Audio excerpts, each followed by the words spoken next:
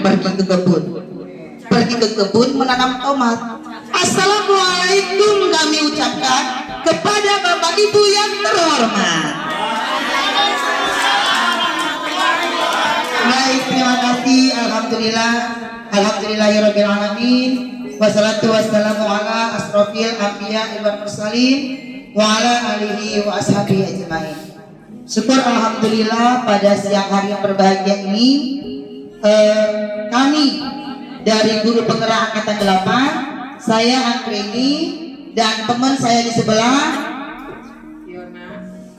kami berdua kali ini akan melakukan aksi nyata modul sampai titik 4 mengenai budaya positif. Bapak Ibu, banyak ilmu yang dapat kita ambil di guru penggerak. Maka harapan saya kepada Bapak Ibu, ini buka guru penggerak angkatan 10, mungkin Yuli, Bu Yona, Bu Sri, Bu Fitri, semua ibu-ibu yang masih ada usia, silakan untuk mendaftar karena banyak ilmu yang dapat kita jaga.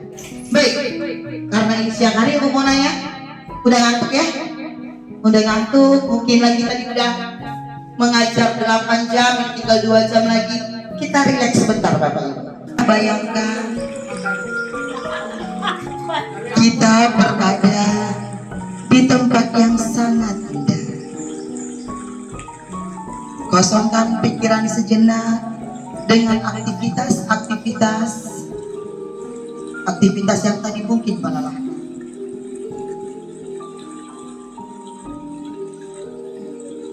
Tutup mata, tarik nafas, dan hembuskan.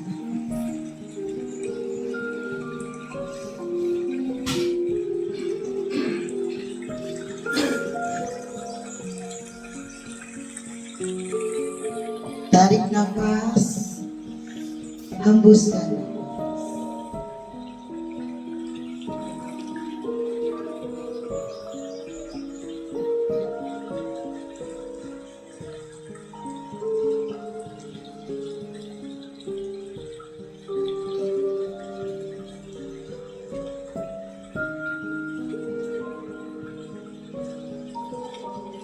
Tarik nafas, hembuskan nafas kembali.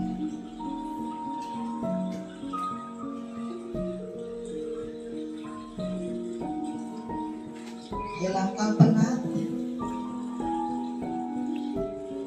Bayangkan keindahan alam, suara gemericik air.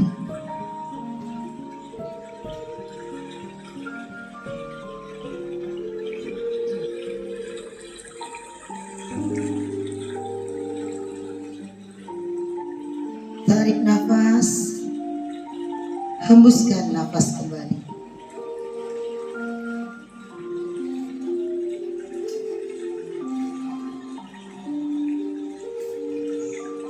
Tenangkan pikiran,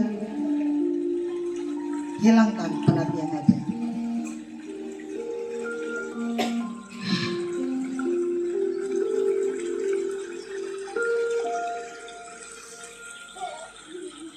Perlahan-lahan buka mata kembali.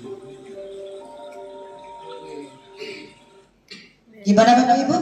Sudah mulai agak segaran? Segar sekali. Sudah mulai konsen Pak Imam untuk menerima materi? Sudah, alhamdulillah. Ibu mau nanya mungkin? Saya duluan Bu mau nanya, nanti kita akan bersama kembali. Iya. Budaya positif. Kenapa ini? Budaya positif. Mungkin kata-kata budaya positif Bapak Ibu bukanlah hal yang tidak pernah kita dengar ya. Kenapa hari ini kita membahas tentang budaya positif? Karena untuk menghasilkan sekolah yang memiliki budaya positif, maka banyak nilai-nilai yang harus kita tanamkan. Untuk yang pertama kita akan bicara tentang disiplin positif dan nilai-nilai kebajikan universal. Nah, ada yang namanya teori kontrol, ya. Seorang ahli William Glasser, ya, meluruskan beberapa teori kontrol karena banyak ternyata orang yang miskonsepsi dengan arti makna kata kontrol. Nah, kita selalu mengatakan bahwa kita harus bisa mengontrol murid. kan begitu ya. Jadi sebelumnya saya akan terangkan dulu bagaimana ilusi kita gitu ya dalam hal tentang makna kontrol ini.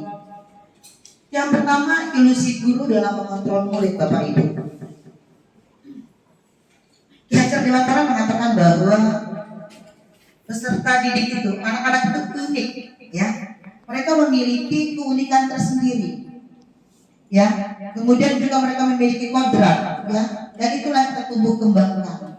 Nah, pada ilusi guru mengontrol murid ini, dasarnya itu bahwa kita tidak dapat memaksa murid untuk berbuat sesuatu jikalau murid tersebut memilih untuk tidak melakukannya. Gitu Bapak Ibu. Jadi kembali ke si anak. Kita nggak bisa memaksa ini anak kalau seandainya tidak mau melakukannya. Ya. Nah, walaupun tampaknya guru sedang mengontrol perilaku murid, hal demikian terjadi karena murid sedang mengizinkan dirinya dikontrol. Jadi kalau misalnya kita membilang ke anak begitu ya, misalnya anak ini melakukan suatu kesalahan, kemudian kita melakukan sesuatu, kita menganggap bahwa kita mengontrol dia dan dia melakukannya, gitu ya. Nah ini karena apa dia melakukannya? Karena dia mengizinkannya. Pada dasarnya kita tidak bisa mengontrol anak tersebut. Kalau anak tersebut memilih tidak mau dikontrol, nah itulah kira-kira ilusi guru mengontrol murid. Jadi tergantung si anak, dia mau apa tidak, itu dia. Kemudian ilusi bahwa semua penguatan positif, efektif dan bermanfaat, ya. Penguatan positif atau misalnya kita bilang bujukan. Kan kita sering istilahnya kalau ada anak kita bujuk gitu ya. Atau kita punya anak sendiri lah. Sudahlah janganlah gitu, makanlah ya makan gitu kan. Kita mau membujuk seperti itu. Nah, bujukan itu adalah bentuk-bentuk kontrol di mana usaha untuk mempengaruhi murid agar mengulangi suatu perilaku tertentu itu adalah suatu usaha untuk mengontrol murid tersebut. Namun ya dalam jangka waktu tertentu murid tersebut akan menyadarinya atau akan menolak. Gitu loh. Ya. Jadi memang tergantung kepada si murid kembali. Ya. Dia mau dibujuk bahasanya atau dia menolak bujukan tersebut. Gitu ya. Ilusi guru bahwa penguatan positif efektif itu bermanfaat. Ilusi bahwa kritik dan membuat orang merasa bersalah dapat menguatkan karakter. Padahal tidak. Ya. Kalau kita ya mengkritik anak atau membuat dia merasa bersalah, kita menganggap itu menguatkan karakter dia. Padahal ternyata menggunakan kritik dan rasa bersalah untuk mengontrol murid itu menuju kepada identitas gagal.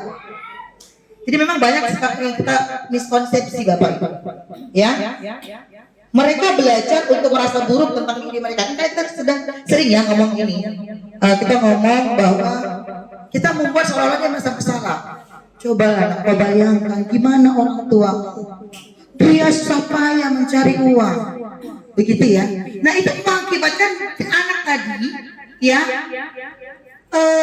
merasa buruk tentang diri dia.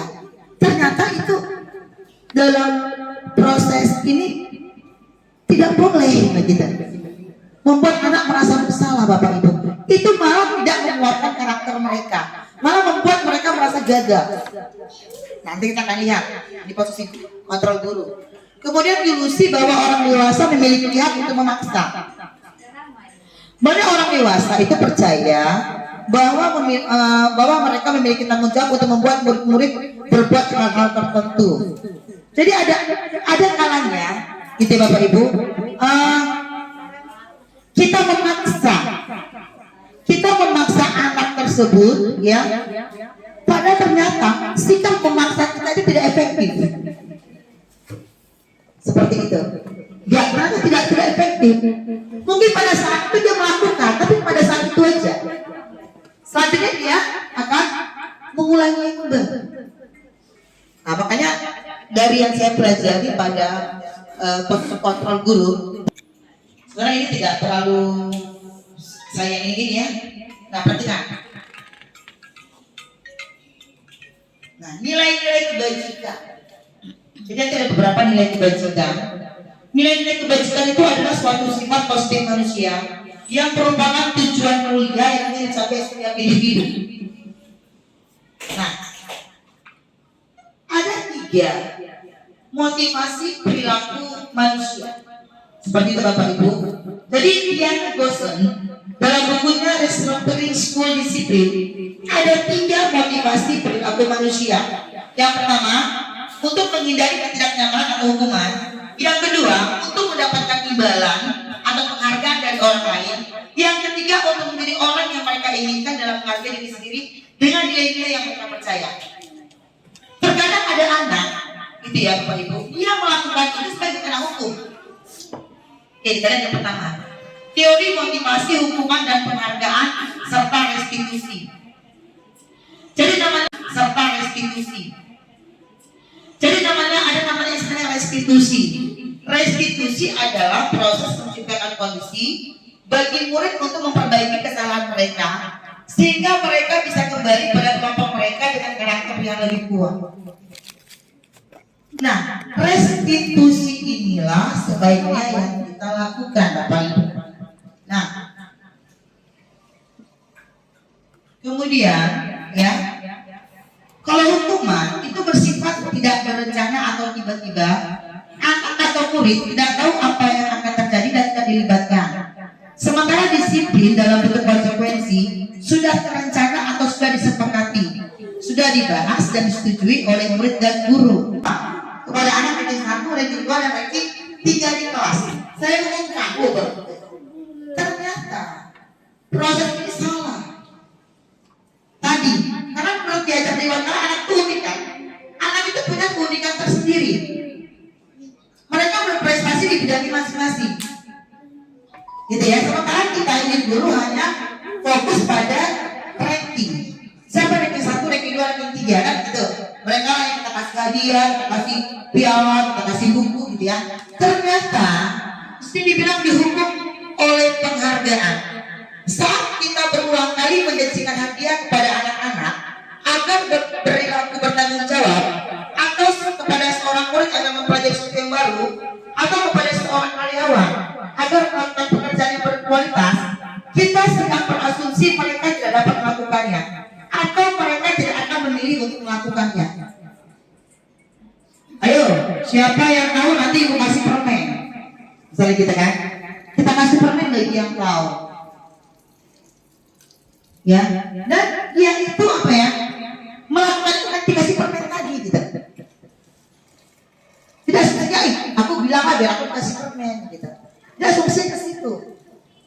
Makanya dihukum oleh penghargaan. Nah, seperti ini. Penghargaan yang nilainya sama dengan menghukum seseorang. Apa pengaruh jangka panjang dan jangka pendeknya seperti yang saya bilang tadi. Penghargaan efektif jika kita menginginkan seseorang melakukan sesuatu yang kita inginkan dalam jangka waktu yang pendek. Kita kan memberikan pendidikan kita dalam jangka waktu yang pendek, Bapak Ibu. Kita memberikan pendidikan ini, kita memberikan ilmu kita mengajari mereka beretika kan untuk yang lama, untuk dia bawa sampai mati seperti itu. Jika kita menggunakan penghargaan lagi dan lagi, maka orang tersebut akan tergantung pada penghargaan yang diberikan serta kehilangan motivasi dari dalam. Nah itu tadi, karena ada mindset anak melakukan sesuatu karena diberi. Nah begitu. Makanya kalau anak kita di rumah aja, kita di rumah, karena kita kesel gitu ya, saya pribadi. Misalnya, ya udah ini handphone Sauki, tapi habis ini Sauki makan ya. Akhirnya dia bitter. Oh aku pura-pura nggak mau makan lagi, biar dikasih handphone. Itu loh terjadi pada anak saya. Karena dia tahu kalau aku dikasih handphone, kalau aku nggak mau makan, aku akan dikasih handphone. Hingga akhirnya dia pinter. Karena kita nggak kasih handphone, dia pura-pura nggak mau makan. Ketika kita kasih handphone, dia kenyang makannya, lahap makannya. Itu sudah bermindset oleh anak yang masih umur 4 tahun. Bayangin coba, sampai dia paham. Nah, begitu juga anak, misalnya kalau kita bisa bikin jangka panjang, ada terkadang anak itu karena ingin mendapatkan penghargaan itu, maka dia akan melakukannya. Tapi kalau nggak ada penghargaan yang kita kasih, dia akan melakukannya. Nah itu mungkin ya Bapak Ibu ya. Makanya di sini dikatakan bahwa penghargaan itu menghukum anak. Jika kita mendapatkan penghargaan untuk melakukan sesuatu yang baik, maka selain kita senantiasa berharap mendapatkan penghargaan tersebut lagi, kita pun tidak menyadari tindakan baik yang kita lakukan. Karena kita orang tua, kalau kamu full puasa 1 bulan, mama kasih 300.000. Tahun ini, tahun depan kita nggak bilang itu, misalnya. Kita nggak bilang kalau dia full kita kasih 300.000, karena kita nggak bilang mungkin saja dia astaga, nggak ada penabiannya. Aku budi aja lah, buka diam-diam. Kadang anak mau berpikir begitu Bapak Ibu. Jadi dia membaca pola kita. Nah itu mungkin kalau dalam jangka waktu pendeknya ya. Tapi mungkin kalau dalam jangka waktu yang kita misalnya kayak perlombaan kan pendek ya. Nah itu kan memang namanya perlombaan kan masa sesuatu diharap, kompetisi. Nah itu tidak masalah. Karena kan dia saat itu selesai gitu. Perlombaan misalnya main futsal, dia menang dapat hadiah wajar. Nah itu Bapak Ibu ya. Maka dibilang penghargaan itu bisa menjadi menghukum seseorang. Nah, penghargaan tidak efektif. Katanya penghargaan tidak efektif. Suatu penghargaan adalah suatu benda atau peristiwa yang diinginkan, yang dibuat dengan persyaratan. Hanya jika Anda melakukan hal ini, maka Anda akan mendapatkan penghargaan yang diinginkan. Itu tadi, contoh-contoh yang saya beri tadi. Kalau puasa full, Ibu kasih 300.000. Sehingga dia berpikir 300.000-nya bukan makna daripada dia puasanya apa. Begitu kira-kira ya Bapak Ibu. Nah, penghargaan merusak hubungan ketika merusak hubungan ada yang bayangin, tapi kan penghargaan merusak hubungan. Kok bisa ya penghargaan merusak hubungan? Ketika seorang diberi penghargaan atau dipuji depan orang banyak, maka yang lain akan merasa iri Bapak Ibu. Dan sebagian dari mereka akan tidak menyukai orang yang diberikan penghargaan tersebut. Pernah nggak Bapak Ibu satu kelas ya ada anak yang benci dengan anak yang lain? Sebenarnya dia iri gitu. Ini dia menimbulkan ada loh Bapak Ibu. Saya pernah waktu itu ke anak gitu ya. Dia kok benci kali sama yang juara kelas gitu. Dia benci dengan yang juara kelas. Karena bagi dia mungkin ada timbul perasaan iri. Kok guru bilang muji-muji dia aja, sedikit-sedikit dia dikasih itu. Emang aku nggak ada apa-apanya ya gitu. Jadi akhirnya merusak hubungan. Akhirnya dia benci dengan yang ranking tadi, menganggap bahwa guru lebih menyayangi orang tersebut daripada dia. Nanti itu Bapak Ibu, penghargaan bisa merusak hubungan. Karena tadi kata diajar Dewantara, anak itu unik, mereka punya kemampuan individual masing-masing. Seperti Alberto aja, tapi kalau kita gali, kan ada yang gali itu mungkin ada sesuatu yang bisa ditonjolkan. Tukang tidurnya, atau seorang yang nihil gitu ya, seperti itu Bapak Ibu.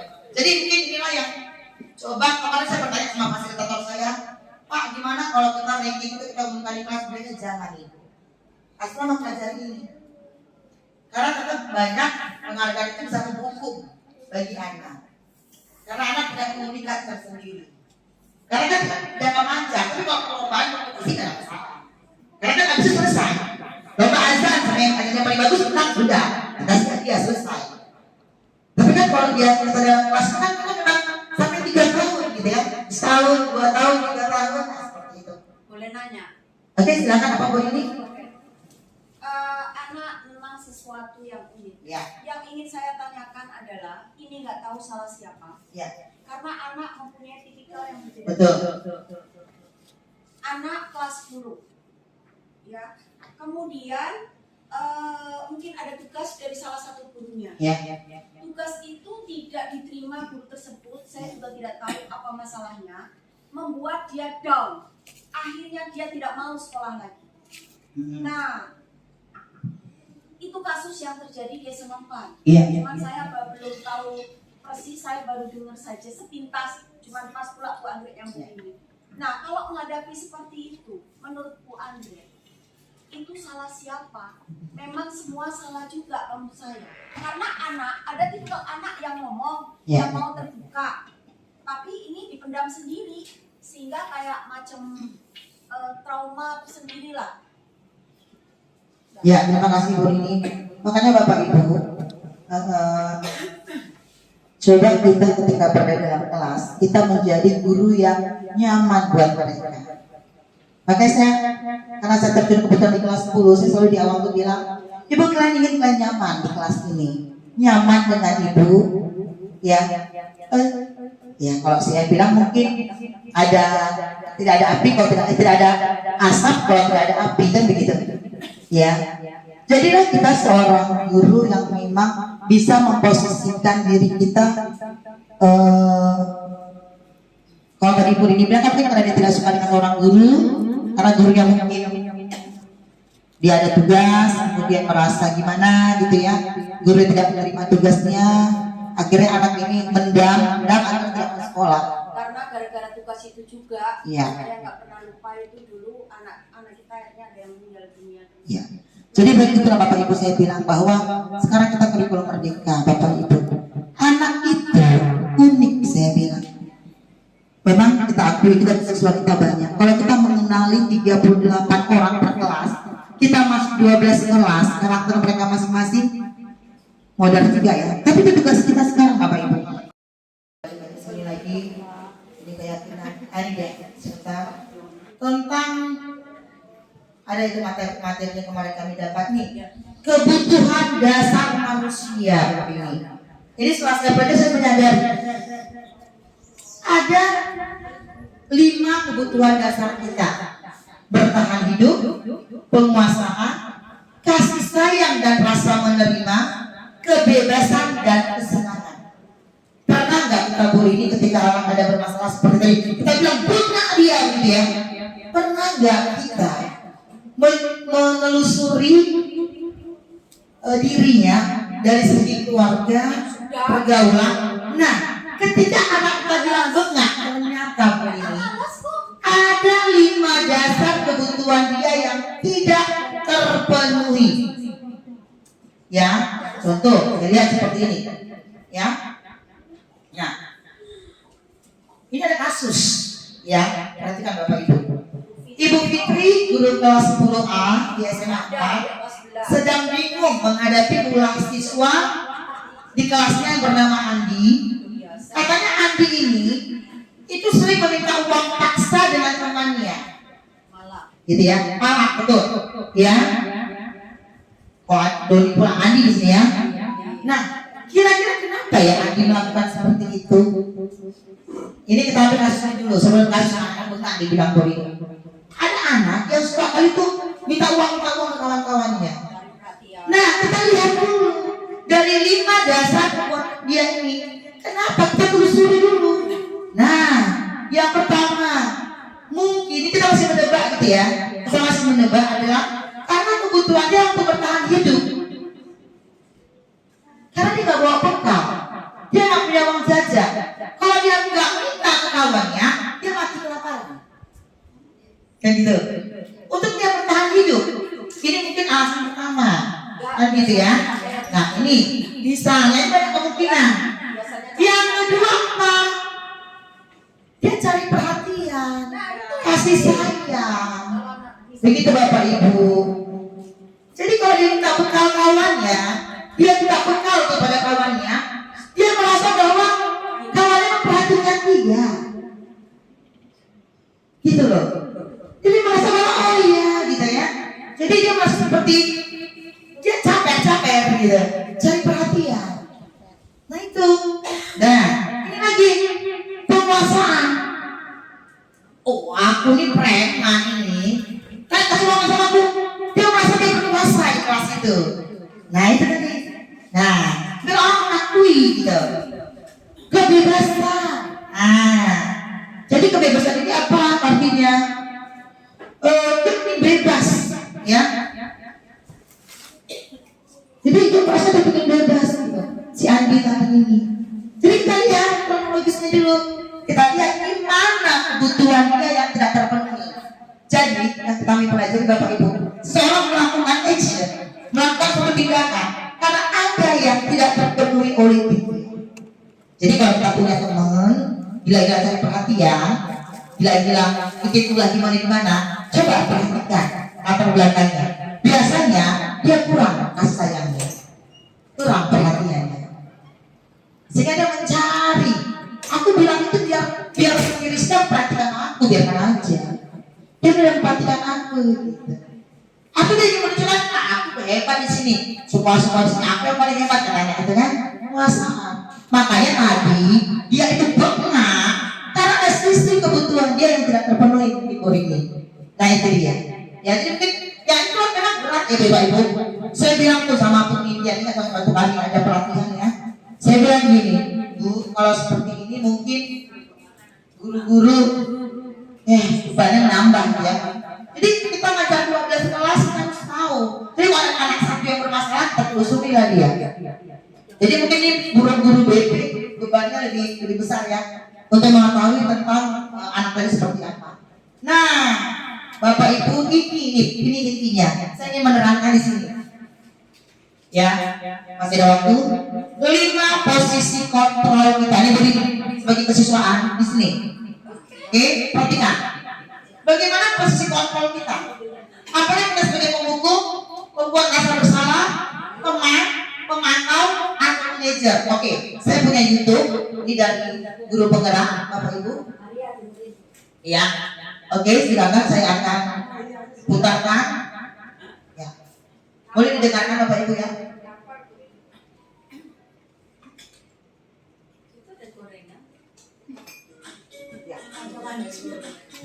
Mungkin bisa ditonton dulu Bapak Ibu, videonya bagus banget. Bahagia Ibu dan Bapak Guru hebat. Dalam penerapan disiplin positif restitusi, salah satu program yang dikembangkan adalah 5 posisi kontrol. 5 posisi kontrol dalam restitusi adalah proses perjalanan seorang pendidik agar dapat mengenali dirinya. Pada video kali ini, kita akan membahas tentang 5 posisi kontrol yang dikembangkan oleh Diane Gossen dan contoh penerapannya. Nah, ya kita lihat dulu pertama posisi penghukum Bapak Ibu. 5 posisi kontrol itu adalah 1. Posisi penghukum. 2. Posisi pembuat merasa bersalah. 3. Posisi teman. 4. Posisi pemantau atau monitor. Dan 5. Posisi manajer. Untuk lebih memahami kelima posisi tersebut, mari kita saksikan kasus Naren yang terlambat hadir 20 menit di sekolah dan melihat bagaimana kelima posisi kontrol dalam menghadapi masalah. Ya, yang kita ini cocok nih. Ini mana yang bagus nih kita lihat ya, kita contoh ya. Ini penghukum. Tuh, Erna mana? Lihat ya. Dulu biar tahu posisinya di mana. Naren! Sini kamu! Selamat pagi, Bu. Selalu terlambat. Kamu deh, pasti terlambat. Maaf, Bu. Saya Apa coba? Alasan kamu apa lagi? Kapan sih kamu tidak terlambat? Malas sekali ya kamu jadi anak. saya Dasar pemalas. Gak kapok-kapok sih kamu. Siapa nih siapa? Sudah berapa kali terlambat? Sana, kamu keliling lapangan basket 2 kali. kenapa saya harus keliling lapangan basket, Bu? Kenapa? Kamu mau lawan ibu? Berani-beraninya jawab. Sudah terlambat, masih berani jawab pula. Sekarang, keliling lapangan basket 5 kali sekalian. Biar kapok. Cepat. Pergi sana ke lapangan basket. Posisi penghukum biasanya berbicara dengan nada tinggi, menghardik, menunjuk-nunjuk, menyakiti, dan menyindir. Hukuman bisa berupa fisik maupun psikis. Ibu dan Bapak Guru hebat, dampak yang terjadi pada murid ketika guru berada pada posisi penghukum adalah murid cenderung akan memberontak, bahkan menyimpan dendam. Iya. Nah ini yang kedua, posisi pembuat rasa bersalah.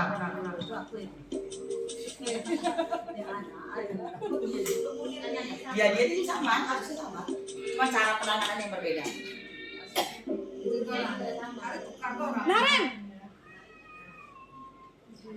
Apalagi. Selamat pagi, Bu. Naren. Kamu kenapa terlambat lagi, nak? Ya Tuhan, Naren. Kamu senang ya bikin ibu susah ya? Kalau kamu terlambat lagi, nanti ibu yang ditegur bapak kepala sekolah, nak. Disangka ibu tidak bisa membina kamu.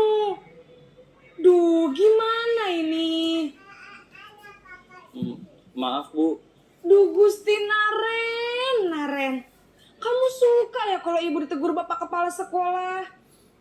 Terus, sekarang ibu harus tulis apa ini di buku absen? Ini kamu sudah sering terlambat loh. Ibu harus apa coba? Maaf Bu. Maaf sekali. Ya sudah, lain kali jangan bikin ibu susah lagi ya nak ya. Ibu tidak akan kuat lagi kalau kamu begini terus. Bisa jantungan kalau ibu tegur bapak kepala sekolah. Sana cepat ke kelas. Maaf ya Bu. Maaf sekali. Ya, nanti kita berpikir aku yang mana ya? Nah, ada 5. Bersalah berbicara dengan nada tenang, cenderung lembut. Namun kata-kata yang diutarakan membuat murid merasa menjadi orang yang gagal, memandang buruk dirinya sendiri, merasa tidak berharga, dan tidak sanggup membahagiakan orang lain. Ketika guru mengambil posisi pembuat rasa bersalah, murid akan menganggap dirinya yang bersalah dan ia akan menyimpan emosi negatif tersebut di dalam dirinya. Ya, ini posisi teman. Ibu dalam hati aja posisi teman.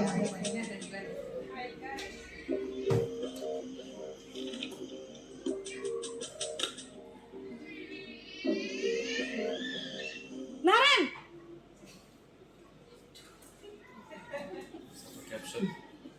Selamat pagi Bu. Wah, sudah jam berapa ini nak? Terlambat lagi ya sayang. Iya Bu. Terlambat lagi ya sayang. Iya Bu. Habis ibu saya lupa bangunkan saya Bu. Kamu malah menyalahkan ibu kamu. Kamu bukannya anak yang larinya paling kencang. Kok terlambat sih? Iya Bu. Saya memang terlambat bangun tadi. Jadi biarpun saya lari kencang, tetap gak kekejar Bu. Ya sudah sana. Nanti lain kali larinya lebih kenceng lagi ya. Biar gak terlambat lagi. Bikin seneng ibu. Demi ibu. Bisa kan? Bisa lah Bu. Ya sudah sana masuk kelas. Ibu beresin urusan absen kamu. Kamu ini ada-ada saja. Nah, ini bro, teman. Guru berbicara dengan nada suara cenderung bersenda gurau untuk menjaga suasana tetap santai. Murid akan merasa senang, aman, dan akrab dengan guru. Identitas yang tercipta adalah identitas sukses atau berhasil. Namun, perlu diingat, karena ini masih dorongan eksternal, maka ada faktor ketergantungan dari murid kepada orang tertentu. Di sini, guru absennya, sehingga di lain waktu, murid bisa berperilaku baik, namun hanya kepada orang-orang tertentu saja. Ini pemantau, monitor, kita lihat posisinya.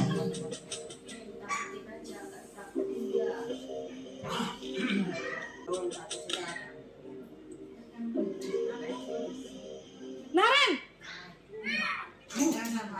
Sama, awalnya sama. Selamat pagi Bu. Naren, apa peraturan sekolah kita tentang jam berapa kita harus masuk sekolah, nak? Kita harus di sekolah jam 7 Bu. Iya, betul. Sekarang sudah jam 7.20. Naren sudah tahu konsekuensinya jika terlambat hadir. Paham Bu. Saya harus Kita baca ini ya. pas jam istirahat selama 20 menit. Iya, benar. Konsekuensinya demikian. Jadi nanti jam 9.30 pas istirahat, kamu harus tinggal di kelas, kerjakan tugas tambahan untuk ketertinggalan kamu, ya? Baik Bu. Posisi pemantau mengandalkan penghitungan atau data untuk mengontrol murid. Guru mengarahkan murid berdasarkan peraturan dan konsekuensi. Seorang pemantau menunjukkan bahasa tubuh dan ekspresi wajah yang datar dan cenderung formal. Ya, ini yang terakhir posisi manajer.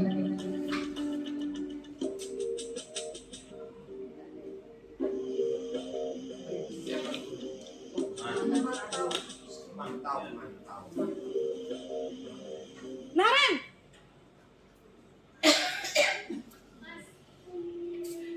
Selamat pagi, Bu. Selamat pagi, Naren. Maaf, Bu. Saya terlambat. Iya, sekolah masuknya jam 7, sekarang sudah jam 7.20. Jadi sekarang bagaimana ya, Naren? Maaf, Bu. Saya lupa setel alarm saya semalam. Baiklah, menurut kamu, keyakinan sekolah yang mana yang perlu kamu tingkatkan? Menghargai diri sendiri dan orang lain mungkin ya, Bu. Setuju. Jadi, apakah Naren meyakini prinsip saling menghormati tersebut? Iya, Bu. Saya meyakininya. Apakah Naren bersedia memperbaiki masalah keterlambatan ini? Bersedia, Bu. Bagaimana kamu akan perbaiki masalah keterlambatan ini? Saya akan coba untuk tidak lupa menyetel alarm saya, Bu. Baik, kalau Naren lupa menyetel alarm di rumah, ada orang yang kira-kira bisa bantu mengingatkan tidak? Ada, Bu. Kakak saya, Kak Ema. Ada lagi selain Kak Ema? Selain Kak Ema, ada ibu saya. Baik, jadi yang mengingatkan Naren adalah Kak Ema dan ibu kamu ya? Kira-kira akan mulai setel alarm kapan nih, Naren? Setelah pulang sekolah, akan segera saya lakukan.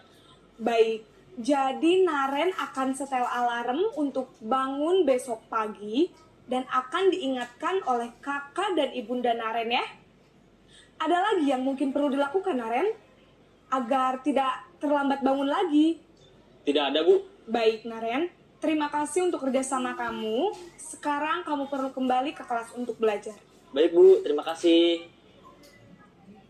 Nah, Posisi bijak banget ya. manajer adalah posisi kontrol yang disarankan untuk membimbing murid memiliki sikap disiplin yang positif, yaitu murid yang mandiri, bertanggung jawab, dan dapat memecahkan masalah. Tujuan dari posisi ini adalah agar murid dapat berefleksi atas tindakannya. Guru akan dengan tulus memberikan pertanyaan-pertanyaan bermakna, sehingga membuat murid dapat belajar dari kesalahannya dan mencari sebuah solusi untuk menyelesaikannya. Ibu dan Bapak guru hebat, setelah mengamati adegan kelima posisi kontrol tadi, kira-kira posisi mana yang paling ideal? Posisi mana yang dapat menunjang motivasi intrinsik murid? Ya, tentu posisi manajer. Nah, ini posisi terbaik Bapak Ibu. Posisi Manajer. ideal yang ingin dituju setiap pendidik. Pada posisi inilah, guru dapat menerapkan disiplin positif yang berpihak pada murid, yang memerdekakan murid. Perjalanan seorang pendidik tentunya tidak mudah untuk sampai pada posisi seorang manajer. Namun, tujuan kita pasti, yaitu menciptakan murid-murid yang mandiri, merdeka, dan bertanggung jawab. Semoga penggambaran 5 posisi kontrol yang telah diperlihatkan ini dapat menjadi ajang refleksi bagi kita semua, agar dapat terus mengasah dan menerapkan disiplin positif yang memerdekakan murid. Mari terus berlatih dan bersemangat. Selamat menerapkan. Salam dan bahagia Ibu dan Bapak guru hebat. Oke, Bapak Ibu. Seperti apa kata Bu Rini tadi, mungkin itu sulit kita lakukan ya Bu Rini ya. Dan itu aja anaknya. Tapi nggak salah Bapak Ibu, kita mulai pelan-pelan menerapkan posisi manajer ini. Kita kan belum coba. Ya, Ya. kita coba pada saat Kita Bu belum Anggrek, coba. piket, Bu Ya. Anggrek bisa menerapkan, Ya. piket lain bisa Ya. melihat. Boleh. Coba kita terapkan. Ya. Kemarin sudah pernah saya coba. Nanti kalau nanti seperti kata Mas Nur ini, anaknya itu aja. Kita boleh menerapkan segitiga restitusi Bapak Ibu. Jadi saya akan berikan contoh bagaimana segitiga restitusi. Saya lanjutkan dulu ya materi saya ini. Ya kembali ke sini. Nah, tadi Bapak Ibu ya, posisi kontrol tadi sudah kita lihat dan kita sudah bisa melihat bahwa posisi manajer adalah posisi yang paling baik. Kenapa?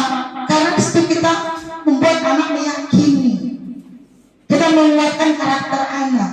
Dia yang mencari solusi atas permasalahannya sendiri.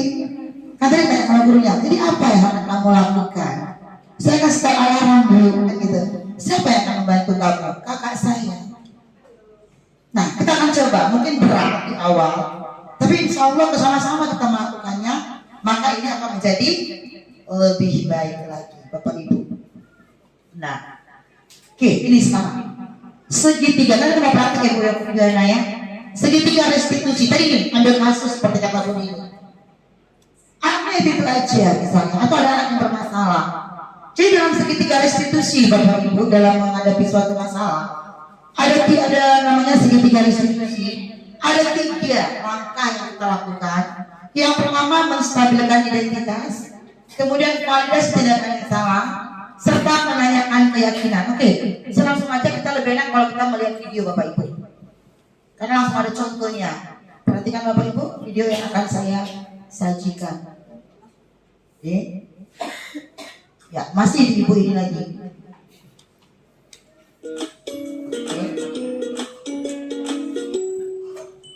Salam dan bahagia Ibu dan Bapak guru hebat. Pada video kali ini kita akan membahas tentang salah satu program disiplin positif yang diterapkan di lingkungan sekolah yang dikenal dengan nama restitusi.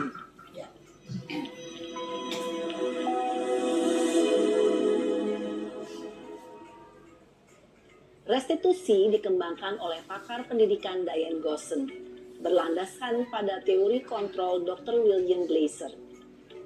Segitiga restitusi adalah suatu proses dialog yang dijalankan oleh guru atau orang tua agar dapat menghasilkan murid yang mandiri dan bertanggung jawab.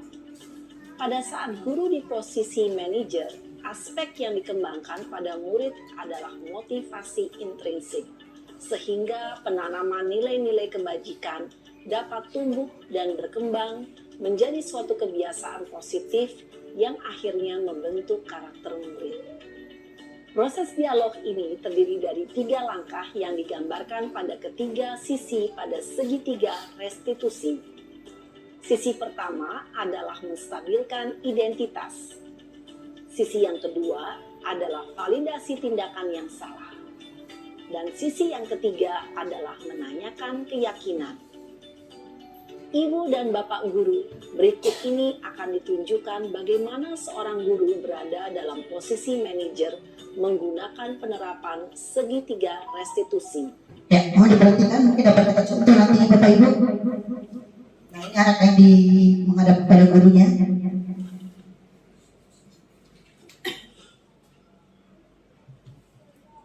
Siang Sarah. Siang, Pak. Sudah lama nggak ketemu Sarah. Kenapa hari ini ada di sini? Kesel, Pak. Kesel banget. Masa aku dikatain tukang fitnah, Pak? Ya aku marah lah. Aku balik ngatain Eka di depan kelas. Kesel banget. Oh, begitu. Ya pasti. Teman-teman lain. Oh, begitu. Pasti kamu melakukan seperti itu karena suatu alasan tertentu, bukan? Iyalah, masa saya diam saja, Pak? Ya saya bela diri lah. Masa saya dituduh tukang fitnah? Ya wajarlah. Mempertahankan harga diri itu sesuatu yang penting buat kamu. Untung kamu tidak bertindak lebih gegabah lagi. Hanya membentak-bentak. Iya, Pak. Untung saya masih bersabar dan hanya membentak saja. Sudah gemes padahal. Saya pasti bela diri lah. Ya pasti ya. Tapi kamu memilih untuk tetap bertahan dan bersabar. Kamu memilih untuk tidak berbuat lebih parah lagi, bukan? Iya. Nah, sekarang coba kita lihat lagi. Tindakan kamu yang bentak-bentak Eka di kelas. Tindakan kamu itu kira-kira sesuai dengan keyakinan kelas atau prinsip kamu tidak? Enggak lah, Pak. Capek, Pak, jadi pemarah. Jadi, keyakinan atau prinsip mana yang kurang sesuai dengan keinginan kamu? Ya, saya sebenarnya sangat menghargai orang lain. Mungkin saat itu saya menjadi emosi, jadi tidak menunjukkan sikap itu. Kamu meyakini tidak? Menghargai orang lain itu penting buat kamu. Yakinlah, Pak. Iya, setuju. Kita harus saling menghargai. Namun, ada juga keyakinan yang kita sepakati yang perlu kita jalankan apabila kita sedang marah, bukan? Ya, saya bisa lebih proaktif, mulai dengan diri sendiri. Saya bisa jadi lebih bersabar, mengambil waktu jeda untuk berpikir mau apa selanjutnya. Kira-kira kamu bersedia memperbaiki masalah ini tidak? Bersedia, Pak. Kalau kamu memperbaiki masalah ini, kamu akan menjadi orang seperti apa? Saya akan menjadi orang yang bertanggung jawab kali ya, Pak. Dan senantiasa proaktif. Iya, menurut kamu bagaimana rasanya menjadi orang seperti itu? Ya nyaman lah. Bangga bisa bersabar dan menahan diri. Baiklah kalau begitu. Yuk kita pikirkan bagaimana memperbaiki masalah ini.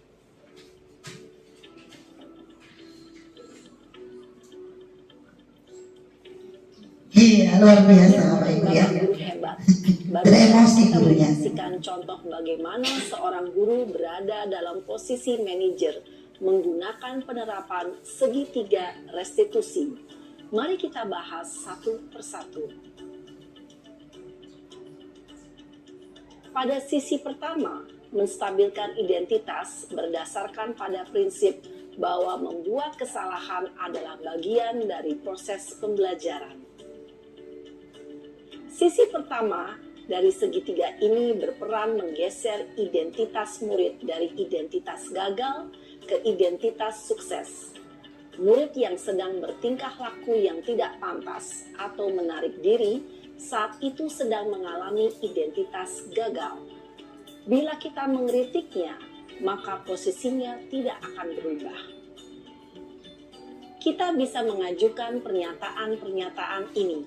1. Membuat kesalahan sesuatu yang wajar. 2. Manusia tidak ada yang sempurna. 3. Kita bisa memperbaiki masalah ini. 4. Saya tidak menanyakan kesalahannya. Saya lebih fokus bagaimana memperbaiki masalah ini. 5. Apakah saat ini kamu tengah menjadi orang yang baik untuk dirimu sendiri? Pada sisi kedua, validasi tindakan yang salah berlandaskan pada prinsip bahwa setiap perilaku berupaya memenuhi suatu kebutuhan tertentu. Guru yang telah memahami teori kontrol akan bergeser dari pemikiran stimulus respon menjadi proaktif dan mencoba untuk mengenali tujuan dari perilaku murid. Mengenali dan mengakui kebutuhan murid ini dapat memperbaiki hubungan dengan murid tersebut. Pernyataan atau pertanyaan bisa disampaikan dengan nada suara tidak menghakimi atau memojokkan, sehingga dapat mengembalikan murid pada posisi positif. 1. Kamu bisa saja bertindak lebih gegabah lagi dari ini. 2. Kamu bukan melakukannya tanpa suatu alasan tertentu. 3. Kamu melakukannya karena mempertahankan sesuatu yang penting bagimu. 4. Mungkin kamu bisa mempelajari suatu perilaku baru yang lebih efektif. Bersediakah kamu mempelajarinya? Selanjutnya, kita akan simak sisi terakhir, yaitu menanyakan keyakinan. Teori kontrol menyatakan bahwa pada dasarnya kita termotivasi secara intrinsik. Pada saat perilaku yang salah telah divalidasi dan identitas sukses telah stabil, maka murid telah siap mengaitkan keyakinan-keyakinannya dengan tindakannya yang salah, dan pemikirannya telah bergeser ingin menjadi orang yang dituju. Pertanyaan-pertanyaan ini dapat mengaitkan keyakinan-keyakinan yang dianut murid. 1. Sebagai keluarga atau kelas, apa yang kita yakini? 2. Nilai-nilai apa yang telah kita sepakati? 3. Seperti apa gambaran sebuah kelas yang ideal bagi kamu? 4. Kamu ingin menjadi orang seperti apa?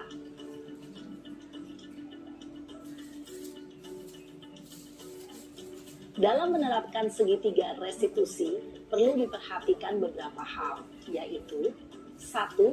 Perilaku yang salah perlu dikaitkan dengan nilai-nilai atau keyakinan-keyakinan yang telah disepakati atau dituju. 2. Kesediaan orang yang melakukan kesalahan untuk memperbaiki masalah. 3. Pemecahan masalah sebisa mungkin relevan atau memiliki hubungan dengan masalah yang ada. 4. Usaha. Perlu adanya suatu usaha perbaikan dari pihak yang berbuat kesalahan. 5. Waktu. Perlu didedikasikan waktu dari pihak yang berbuat kesalahan. Tanyakan kapan akan mulai diberlakukan usaha untuk memperbaiki masalah. Dengan memahami struktur penerapan segitiga restitusi, diharapkan guru dapat menerapkan posisinya sebagai manajer dengan mengajukan pertanyaan-pertanyaan bermakna yang dapat membuat murid menjadi lebih percaya diri, bertanggung jawab, dan mandiri. Nah, Ibu Bapak Guru perlu tidaknya mengikuti ketiga tahapan dalam segitiga restitusi bergantung pada ringan beratnya suatu permasalahan. Misalnya, bila permasalahan tersebut ringan, maka tidak perlu dijalankan secara berurutan. Bahkan bisa semudah menanyakan apa keyakinan yang kita sepakati. Dengan menjalankan segitiga restitusi, dengan mengajukan pertanyaan-pertanyaan bermakna, diharapkan murid menjadi lebih kuat secara pribadi, dapat membuka wawasan murid agar dapat menyelesaikan permasalahannya sendiri, semakin percaya diri, mandiri, dan merdeka. Salam dan bahagia, Ibu Bapak Guru hebat. Oke, Bapak Ibu Guru. Tadi Bapak Ibu Guru sudah melihat ya, sudah melihat dari contoh yang ada pada video tadi, bagaimana gurunya menerapkan segitiga restitusi dalam menghadapi siswa yang punya masalah. Kira-kira bisa paham nggak Bapak Ibu? Bisa nggak dilakukan? Bisa ya? Oke, coba kita buat praktek di sini mana? Oke, iya. Apa tuh lima? Videonya sudah dimatikan. Oke, ya. Mungkin di sini, iya, segitiga restitusi tadi ya. Oke, gimana ya? Tapi sebenarnya Bapak Ibu, kita itu di kelas juga harus memulai dengan membuat keyakinan Bapak Ibu. Kalau dulu namanya apa? Tata tertib ya. Kalau dulu namanya tata tertib. Tapi kalau sekarang Bapak Ibu, oke, Bu Rini mungkin sebagai wakil kesiswaan, kita rubah Bu Rini. Tidak lagi tata tertib sekolah, tapi keyakinan sekolah. Jadi tadi saya baru saja membuat di kelas yang saya masuki, saya buat keyakinan kelas atau kita bilang kesepakatan kelas. Jadi untuk keyakinan kelas itu Bapak Ibu, buat kata-kata yang bisa mendorong motivasi intrinsik dari si anak ini. Contoh jangan buat gini, tidak boleh mencoret-coret papan tulis, tidak boleh. Jadi kita hindari kalimat-kalimat negatif. Jadi kita buat misalnya apa tuh Bapak? Misalnya kita buat menjaga ketertiban kelas atau datang tepat waktu, begitu. Oke, misalnya kita buat dulu. Ada pakai papan tulis saja bagaimana? Oke, mungkin jangan boleh rolling. Ya. Jadi kita ambil Bapak Ibu, kalau tadi saya buat prosedurnya begini. Saya buat satu-satu anak, saya kasih kertas, saya kasih sticky note. Kemudian anak tadi, sticky note tadi itu mereka tulis. Kira-kira untuk kelas mereka nyaman, aman, apa keyakinan kelas yang dibuat? Ya, jadi ada yang buat apa? Bu, menghormati guru katanya. Menghormati guru dalam arti kata ketika menerangkan anak-anak mendengarkan gurunya misalnya. Ada lagi yang buat membuang sampah pada tempatnya. Jadi biarkan anak-anak tadi Bapak Ibu. Oke, kira-kira mungkin kita buat dulu, kita ambil contoh ya. Nah, satu mungkin kita anggap aja satu kelas gitu ya. Kita anggap satu kelas. Kira-kira kalau ada di buat keyakinan kelas, apa keyakinan yang akan Bapak Ibu paparkan? Coba biar kita catat apa misalnya keyakinan dalam kelas itu yang dibuat. Ya Bu Fitri, hindari kata-kata tidak. Jadi kita buat misalnya apa tuh Bapak? Misalnya kita buat menjaga ketertiban kelas atau datang tepat waktu, begitu. Oke, misalnya kita buat dulu. Ada pakai papan tulis saja bagaimana? Oke, mungkin Bana boleh rolling. Ya. Jadi kita ambil Bapak Ibu, kalau tadi saya buat prosedurnya begini. Saya buat satu-satu anak, saya kasih kertas, saya kasih sticky note. Kemudian anak tadi, sticky note tadi itu mereka tulis. Kira-kira untuk kelas mereka yang aman, apa kira-kira kelas yang dibuat? Ya, jadi ada yang buat apa? Bu, menghormati guru katanya. Menghormati guru dalam arti kata ketika menerangkan anak-anak mendengarkan gurunya misalnya. Ada lagi yang buat membuang sampah pada tempatnya. Jadi biarkan anak-anak tadi Bapak Ibu. Oke, kira-kira mungkin kita buat dulu, kita ambil contoh ya. Nah, satu aja mungkin kita anggap aja satu kelas gitu ya. Kita anggap satu kelas. Kira-kira kalau ada di keyakinan kelas, apa keyakinan yang akan Bapak Ibu paparkan? Coba, biar kita catat apa misalnya keyakinan dalam kelas itu yang dibuat. Oke, Bu Fitri, hindari kata-kata tidak boleh. Yang pertama dulu buat peraturan kelas tapi dengan kalimat negatif. Ya, kalimat negatifnya tidak boleh. Agak 5 aja. Kemudian setelah itu kalimat negatifnya kita ubah jadi kalimat positif. Kemudian baru kita ubah menjadi keyakinan kelas. Ini bisa Bapak Ibu terapkan. Yang pertama misalnya contohnya dilarang merokok. Itu negatif. Nanti kita rubah ke kata-kata positif. Merokok. Masuk kelas tepat waktu. Itu kata positif itu. Ini kan peraturan kelas. Dulu kan kita bilang peraturan Ini kalimat kelas. negatif. Yang kedua ada usul Bapak Ibu. Ini peraturan kelas terus belum menjadi keyakinan kelas. Nomor 2 tidak boleh main HP di kelas. Kalau gurunya nyuruh nggak apa-apa. Iya. Aku kan lagi sakit. Iya. Ya, Yang ketiga ada lagi Bapak Ibu. Tambah 5 lah. Apa? Tidak boleh terlambat berarti kota kata. Tidak boleh. Kalimat negatif dulu. Tidak boleh terlambat ya. Tidak boleh terlambat. Gitu. Tidak boleh mencoret-coret. Tidak boleh pacaran. Tidak boleh pacaran. Tidak boleh ngasih tahu. Yang keempat apa Bapak Ibu? Kata guru ini tadi tidak boleh mencoret-coret, Mon. Tidak boleh mencoret-coret dinding. Ya, Kelas. Ya jelas Kak, pacaran ya nggak boleh pelukan rapi. Itu iklan satu lagi kira-kira apa satu lagi? Tapi kalau cipokan Tidak nggak boleh tahu baju aja dikeluarkan. Tidak boleh mengeluarkan baju. Tidak boleh mengeluarkan baju.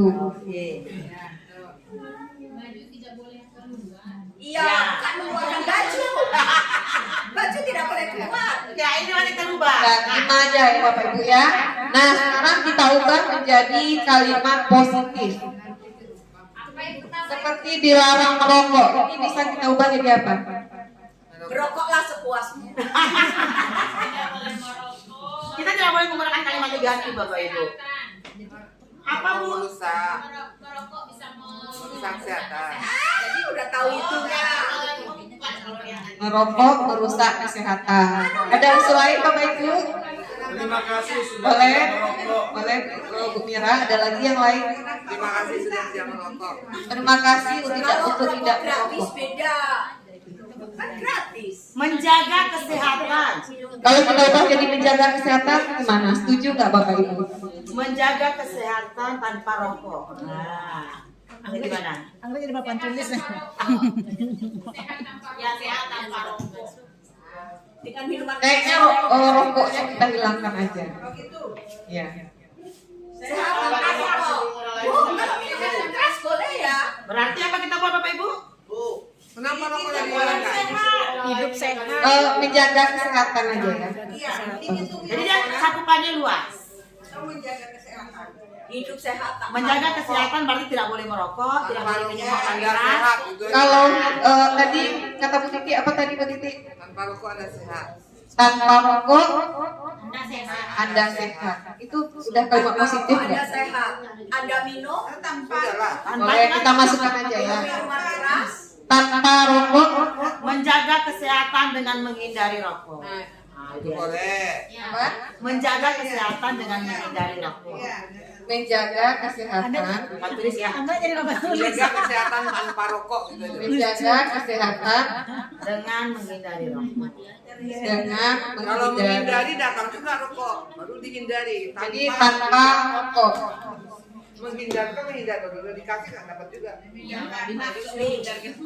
Oke, yang kedua. Nah, yang kedua, Praktekin. tidak boleh main HP di kelas. Kalimat positifnya ada, Udah kan? Bapak Ibu. Besok praktek. Apa Bapak Ibu kalimat positifnya? Dua kelas. Menggunakan HP jika diperlukan.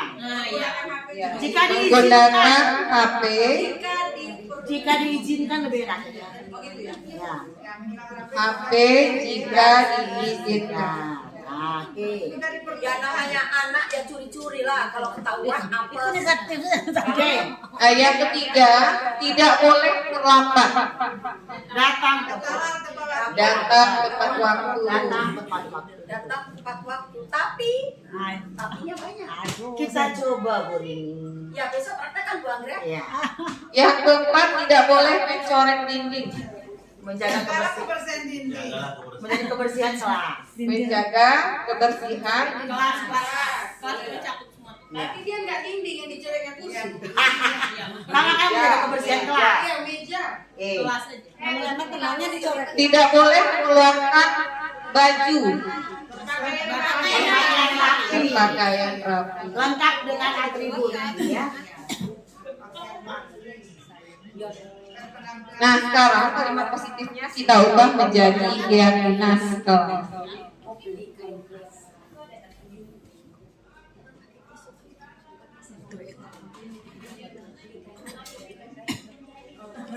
Nah, keyakinan kelas ini kita bisa menggunakan kata-kata yang mengandung nilai kebajikan. Contohnya adalah disiplin, mandiri. Kalau dalam profil pelajar Pancasila kan ada berakhlak mulia, inovatif, mandiri, bernalar kritis. Kemudian disiplin, saling menghargai dan menghormati, toleransi, menjaga kesehatan juga termasuk. Kemudian apalagi Bu Anggrek? Apa yang sini? Nah, yang pertama itu menjaga kesehatan dengan tanpa rokok. Kalau kita ubah menjadi keyakinan kelas, apa kata-katanya ya, Bos? Apa bedanya itu dengan keyakinan? Apakah dengan yang tidak Berarti kita ambil aja menjaga kesehatan, karena kesehatan termasuk kepada nilai kebajikan. Dan di situ dilarang merokok tidak maksudnya gini, masuk ke sini itu banyak, tidak merokok aja. Ino main HP. Itu melanggar keyakinan kelas.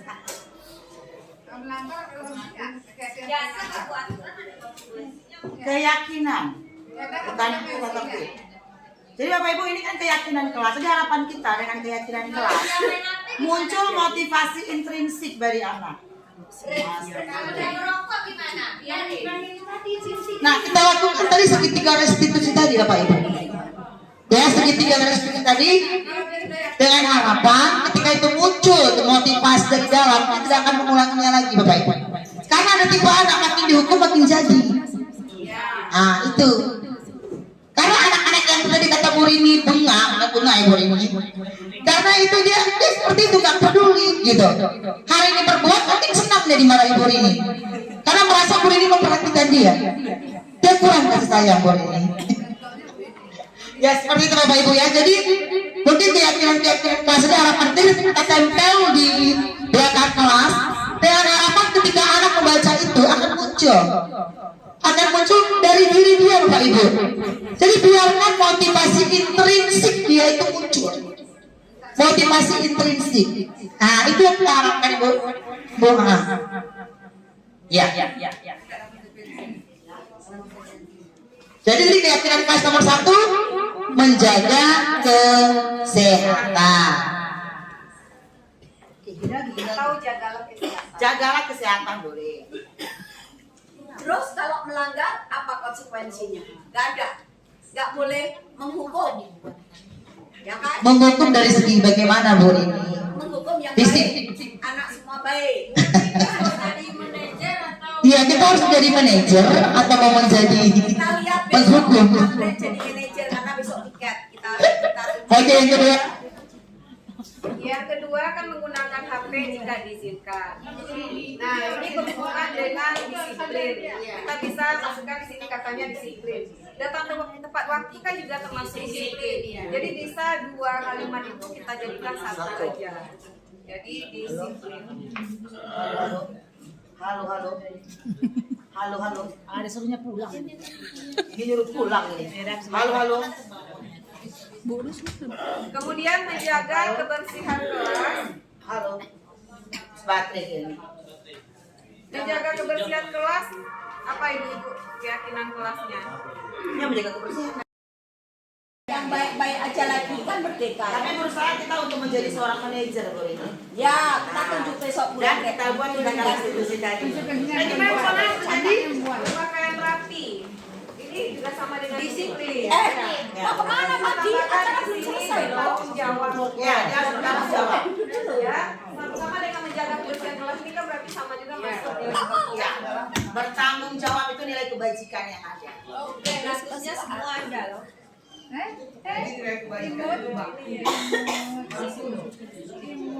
Memberikan nilai yang dan menyumbangkan bersama. Tahu semua setuju dengan nilai tersebut. Nah, jadi dapat kita simpulkan keyakinan kelasnya adalah kesehatan, disiplin, Ini tadi yang hirup nafas itu terbaut tadi. Nafas ini Baik, terbaut. terima kasih Nafas, semua. nah, itu Mana? Sabina. Biar close. Sabina. Baik, Apa? sekarang berarti jam 11. Dodi bilangin saja. Terima kasih atas perhatian Bapak Ibu dan saya berharap Bapak Ibu guru hebat kita bisa menerapkan apa yang telah tadi kita pelajari pelan-pelan ya Bu Rini. Pelan-pelan kita berusaha untuk menerapkannya. Pelan tapi pasti. Ya, mudah-mudahan apa yang diharapkan oleh Bapak Pendidikan kita Ki Hajar Dewantara kita mampu untuk menuntun anak-anak ini menjadi lebih baik lagi. Kita menumbuh kembangkan sesuai dengan kodrat yang ada pada mereka. Ya, Bapak Ibu, beli baju di hari raya. Tidak lupa membeli ketan. Demikian pemaparan dari saya. Salah dan hilaf mohon dimaafkan. Wabillahi taufiq wal hidayah. Assalamualaikum warahmatullahi wabarakatuh. Terima kasih. Waalaikumsalam warahmatullahi wabarakatuh. Jadi tadi kita sebelumnya kita udah perkenalan. Maka kali ini Ibu ingin kalian membuat suatu keyakinan kelas. Keyakinan kelas ini, kalau dulu namanya pada tertib ya. Pernah kan dulu waktu kalian zaman SMP dulu ya, tiap kelas itu punya tatib, tata tertib. Tapi sekarang diubah, bukan lagi tata tertib, tapi keyakinan kelas. Apa yang membuat keyakinan kelas itu bisa memotivasi kamu, menimbulkan budaya positif di kelas ini? Ya, bisa? Ibu ambil contoh misalnya, ya, keyakinan kelasnya kamu buat misalnya datang tepat waktu, benar kan? Atau apa? Menghormati teman sekelas misalnya. Tadi apa? Tadi ngomong jangan menggunakan kata tidak. Karena kalau tidak itu kan negatif ya. Kita harus menggunakan kata-kata yang positif. Nah, Ibu akan memberikan kertas buat kamu. Coba dirimu pikirkan. Keyakinan apa yang sebaiknya kita buat di kelas ini? Ya, nanti kita akan tempelkan dan itu menjadi motivasi buat kamu. Nanti kita akan buat poin per poinnya keyakinan kelas apa ya yang akan kita buat di kelas ini. Bisa? Oke, baik, buatkan buat. Kamu pikirkan, kami bukan kasih waktu kamu untuk berpikir. Ingat ya, keyakinan kelas itu akan menimbulkan budaya positif. Ya. Bebas, menurut kamu apa keyakinan apa yang cocok diterapkan di kelas ini.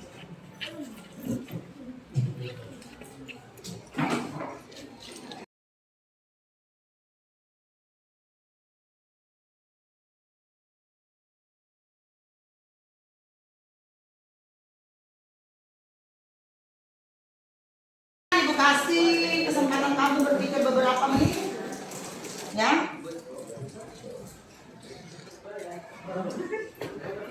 Ya, pikirkanlah. Apa-apa sama dengan teman, nggak apa-apa, tapi dari bisnis kamu lebih baik. Sudah? Kalau sudah, nanti menunggu teman-teman kamu. Jadi buat hindari kata-kata yang negatif ya sayang.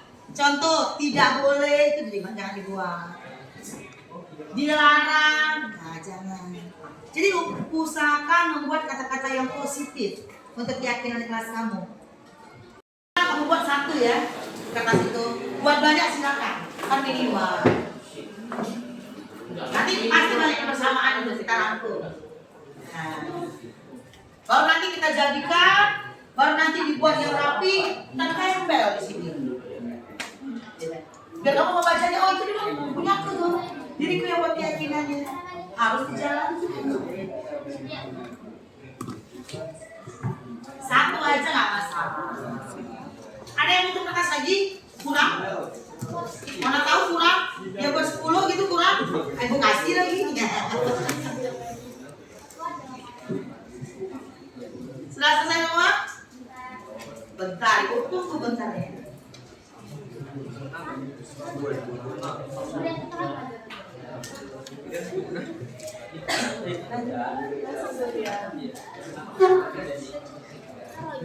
Berarti ini 50-50 ya. Perempuan laki-lakinya ya. Hampir sama ya. 18 untuk laki-laki. Nanti perempuan 17. 18 juga ya. Oh 19 ya. Oke. Berarti hari ini yang sakit siapa Nana? Ratu sakit dengan Ayu Ranjani. Sekarang tanggal 20.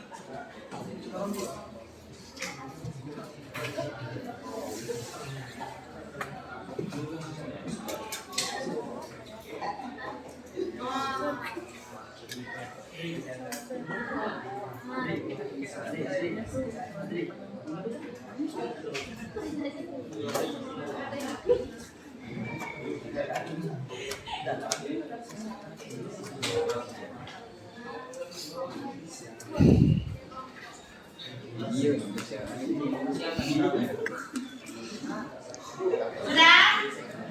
Ayo gimana? Sudah semua buat keyakinan kelasnya? Sudah? Sudah? Ada yang belum? Sudah semua? Oke yuk sekarang di papan tulis ini silakan mulai dari Nana, silakan tempel. Ayo semua maju tempel di papan tulis. Tempel keyakinan kelas yang telah kamu buat. Silakan maju. Papan tulis yang sebelah kanan silakan kamu tempel di mana terserah kamu. Tempel. Situ. Ayo silakan maju. Maju. Tempel di situ. Tempel keyakinan kelasnya. Jangan tinggi banget karena pada ibu. Silakan tempel. Jangan tinggi kan lah kayak aku mana nanti itu wajahnya. Oke, terserah gunakan papan tulis itu, silakan. Jangan terlalu tinggi rapi, aku baca di rapi. Oke, silakan. Silakan.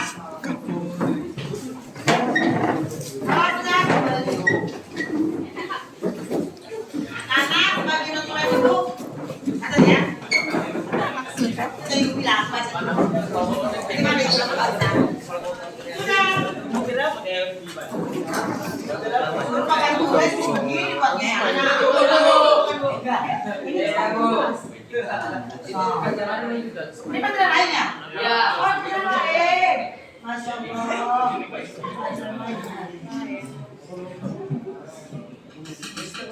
Oke. Yuk. Ya. Sudah semua ya? Sudah 36. 36 keyakinan kelas. Ya. Keyakinan ini kan sudah punya kesepakatan nih ya. Itu kesepakatan kelas ya. Sekarang kita akan lihat ya. Yang kamu buat. Mana yang sama, kita sama ya. Yuk kita mulai dari sini. Ya. Dari Faisal Ramadan. Apa? Katanya saat guru menerangkan kita harus perhatikan guru. Coba sekali sana. Saat guru menerangkan kita harus perhatikan guru. Jadi kita lihat ya mana yang sama ya. Yang kedua, melakukan piket kelas sesuai dengan harinya. Nanti kalau mana yang sama maksudnya lagi. Melakukan piket kelas sesuai dengan harinya. Itu menurut Faisal keyakinannya. Ya, ada yang sama? Ya, itu sama. Ya oke. Itu dari Faisal. Lawan sini yang sudah. Oke, sekarang ya dari Dava. Kata Dava, menjaga kebersihan kelas. Buat dulu, mana yang satu kan? Menjaga kebersihan kelas. Pegal. Kemudian, ketika bertanya, mengangkat tangan. Tuh. Ketika bertanya, mengangkat tangan. Pasti bisa baca sih pasti ini. Karena ketika bertanya, mengangkat tangan. Yang ketiga, menggunakan HP jika diizinkan. Dari kalian ya, menggunakan HP jika diizinkan. Ini belum ada yang sama. Oke, coba di sini. Mengikuti dan melaksanakan piket kelas sudah. Buang sampah pada tempatnya sudah.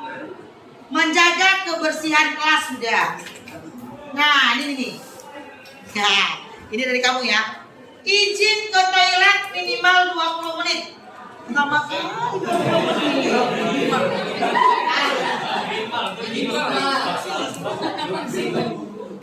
Minimal, maksimal harusnya. Jangan minimal. Kalau minimal berarti kamu setengah jam.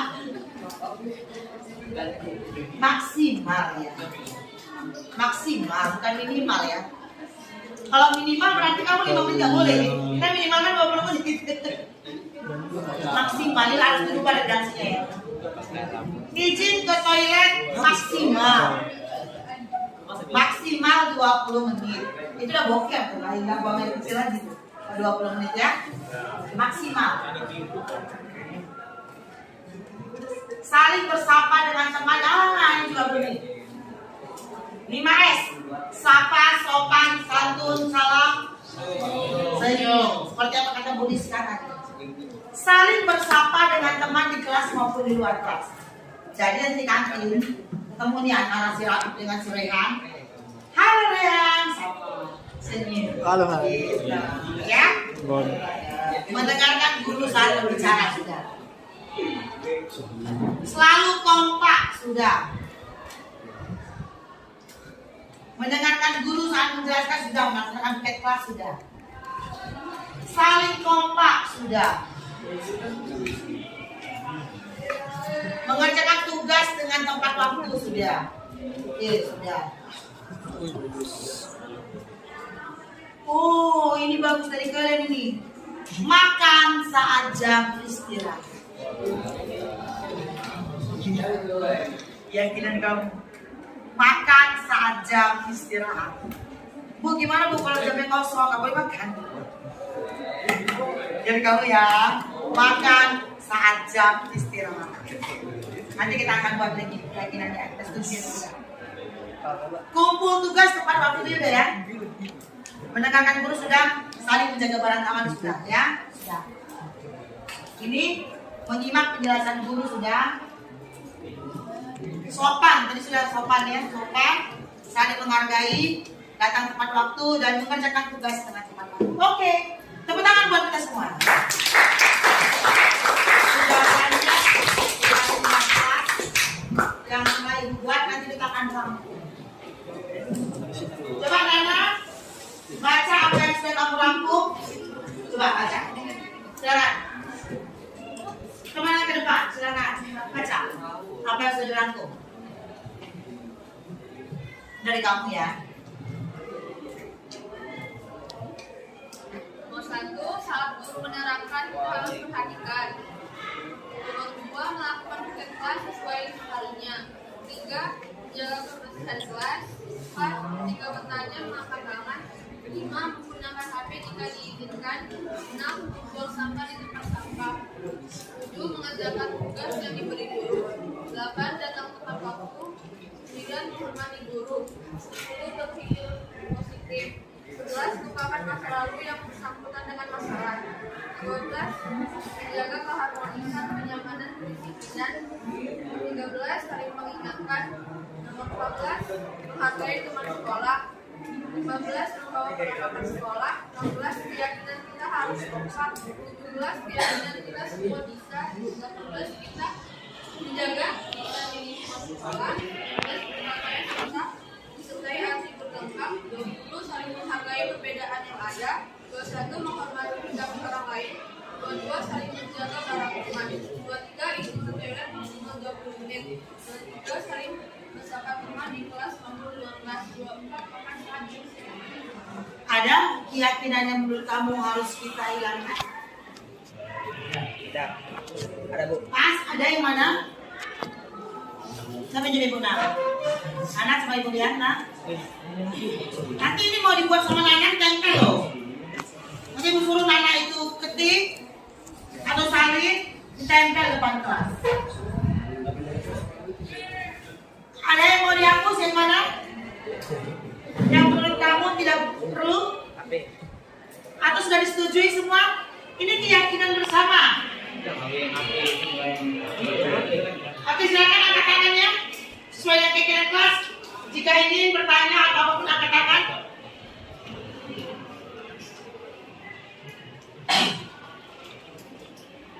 Ini mau tempel nanti mana di depan.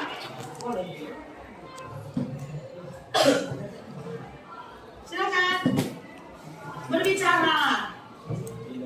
Sebelum kamu tidak bisa berbicara.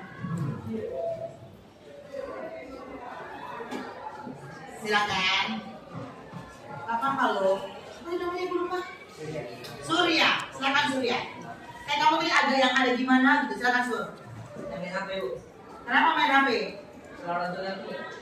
Ada yang cinta harus yang Ibu. Kalau ada yang pergi, maksudnya gini, ketika artinya begini, ketika kamu dalam kelas, arti kata maksudnya ini ya, boleh yang mana nomor berapa tadi itu?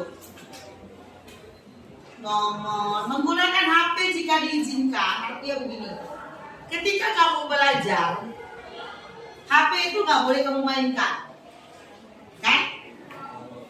Namun ketika misalnya ibu ada materi nih, ayo silakan buka handphonenya, kita lihat di Google misalnya. Ibu jadi kan? Silakan buka.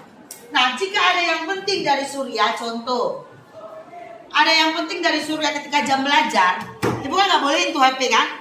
Nggak bolehin. Namun ketika itu dari kamu ya, kamu ada yang penting, kamu boleh minta izin sama ibu. Bu, saya ingin menggunakan HP karena penting orang tua saya harus saya telepon misalnya. Karena tadi saya lupa udah matikan kompor apa belum. Kan itu penting kan? Kebakaran itu lumayan nanti kan? Boleh minta izin. Tapi ketika guru berada dalam kelas, HP nggak boleh dimainkan. Kecuali dengan izin guru. Namun kalau udah jam istirahat, silakan saja. Itu maksudnya ini yakin dalam kelas. Kalau kamu istirahat di luar kelas, silakan. Jangan kamu di luar kelas, yang ibu mau main HP bu, nggak boleh. Maksud, nanti misalnya sudah ada penting banget, silakan minta izin sama gurunya. Sama ibu, misalnya, Bu, saya mohon untuk mengangkat handphone karena ini penting. Nah, tapi usahakan benar-benar harus ketika jam ibu HP-nya semua silent atau dimatikan biar tidak mengganggu konsentrasi. Bisa? Ini keyakinan kamu. Ada lagi keyakinan yang menurut kamu perlu kita revisi? Atau ada yang mau kita gabungkan? Ini yang bisa digabungkan.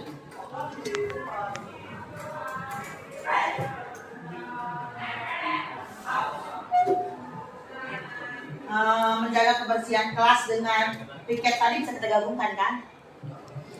Melaksanakan piket kelas sesuai dengan harinya dan menjaga kebersihan kelas. Kan piket berkaitan dengan kebersihan.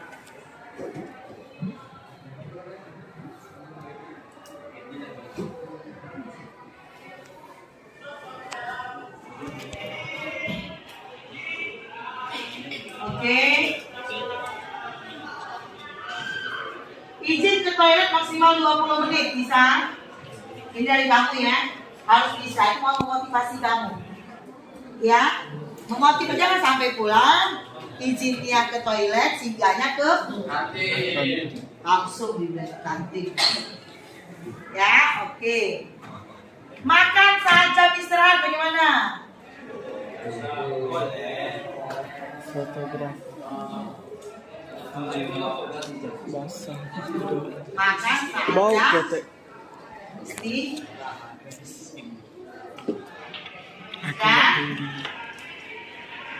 Sekarang sudah 24.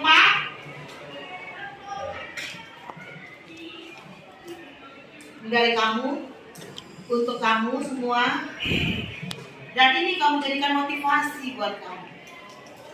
24 keyakinan kelas. Ini luar biasa. Kalau kamu jaga dengan baik, maka kelas ini akan menjadi kelas yang hebat. Ya, ini akan menjadi kelas yang sangat hebat.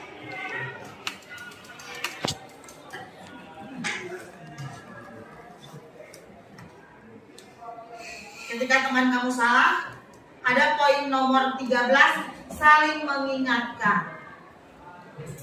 Kalau ada teman salah, diingatkan. Kalau ada teman yang berantem, diingatkan. Ada poin menjaga lisan. Menjaga lisannya bukannya di kelas, di lingkungan sekolah. Berarti di kelas ini tidak ada yang saling ejek mengejek.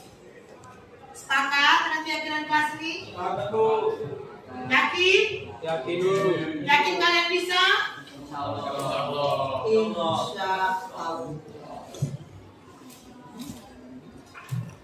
Oke, sekretaris dan ketua buat ini di kertas, kalau boleh diketik tempel di depan. Biar selalu diingat oleh teman-teman kamu. Ya, boleh pakai HPS, kamu tempel di depan. Ya, oke silakan anak. Oke, kalau begitu kamu sudah dapat keyakinan kelas. Insya Allah keyakinan kelas ini akan berjalan dengan ya. Sekian dulu tentang keyakinan kelas. Assalamualaikum warahmatullahi wabarakatuh. Waalaikumsalam.